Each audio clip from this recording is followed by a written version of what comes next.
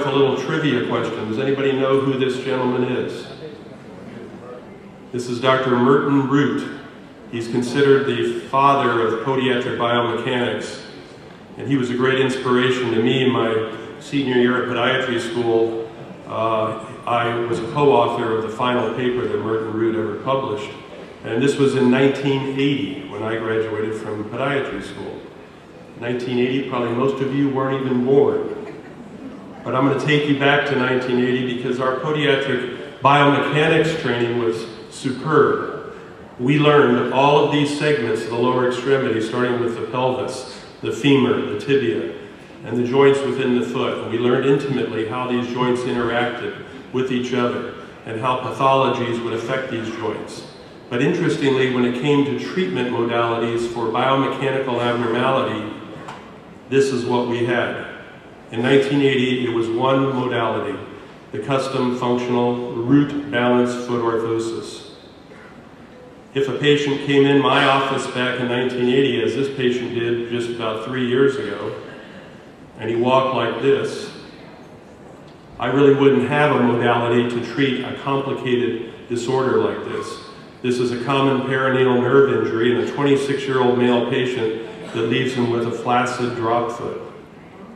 But we can now today intervene with very simple but rather effective podiatric ankle foot orthoses that will adequately address the neuromuscular imbalance and almost immediately restore a normal gait pattern. It's experiences like this in clinical practice today that can actually be among the most gratifying in anybody's career.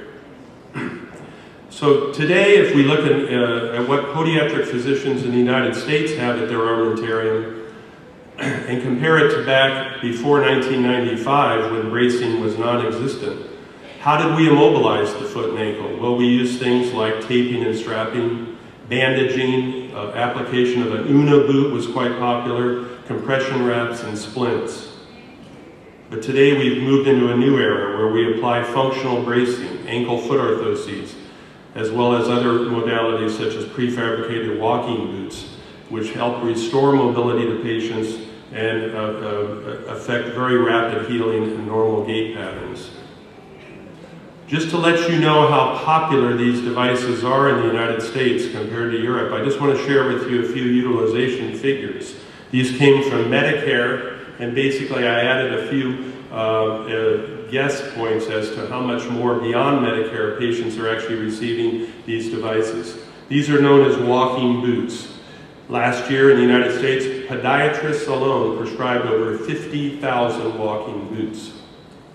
These are prefabricated ankle foot orthoses used to intervene for drop foot conditions. 7,000 units were dispensed by podiatrists last year with these types of devices. This brace was introduced in 1995, primarily to the podiatric profession, and now there are many braces similar to this utilized not just by podiatrists, but by orthotists, podorthists, and other lower extremity practitioners. Last year, about 15,000 Richie type braces were dispensed by DPMs in America. A similar, very popular brace is known as a gauntlet, and one of the popular brands is the Arizona AFO. Almost a similar number of braces were dispensed by podiatric physicians, 15,000 last year to patients. These are also very popular, prefabricated, hinged, low-profile ankle foot orthoses, actually even more popular than the custom devices. Over 20,000 were dispensed last year in our country. In summary, if we look at all of the utilization of ankle foot orthoses in the United States, over 120,000 units are dispensed each year. And I question how many practitioners outside the US utilize these devices to the degree that we do. And I want to share with you why we do this, how they work, and how they can greatly enhance your clinical practice.